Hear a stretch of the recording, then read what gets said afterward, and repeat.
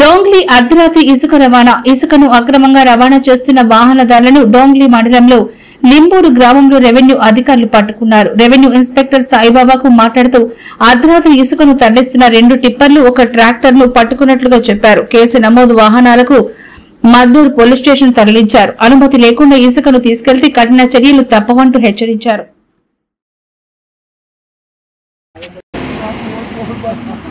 police